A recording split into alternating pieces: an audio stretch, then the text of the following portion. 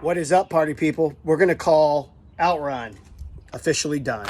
Here it is. All right, the factory amp board and the sound issues that we were having with this thing, everything from these bridge rectifiers to voltage going to the amp board. After spending enough time and energy on it and replacing components and testing components, I said, forget it.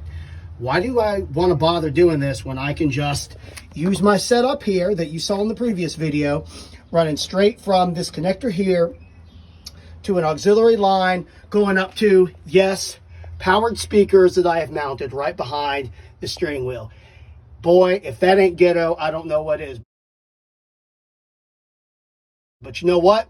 It works, and it's more reliable than the original 1986 stuff. So there you have it. You can see the body work I've done and the paint.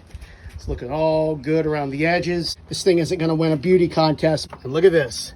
I take down the control panel, powered speakers, sitting right behind the steering wheel so you can hear that bass thumping. All right, one thing I do wanna do with y'all, we had to get the center badge for the steering wheel.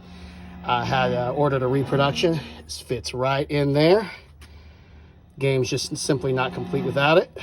And now we are driving for real, Power Wheels style. Pow, pow. Power wheels, power wheels. Now I'm driving for real. All right, so the big question, how's it sound?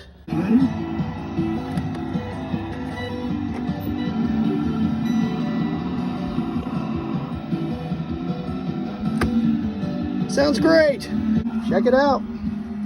Working sound.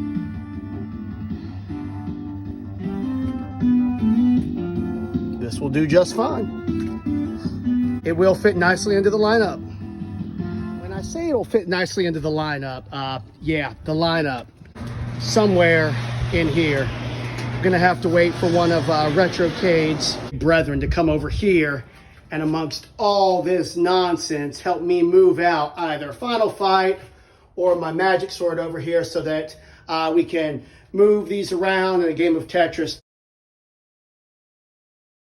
to hopefully fit Outrun right here next to pole position. That's where I'd like to see it. Oh man, what a mess. It's absolutely beautiful to me though.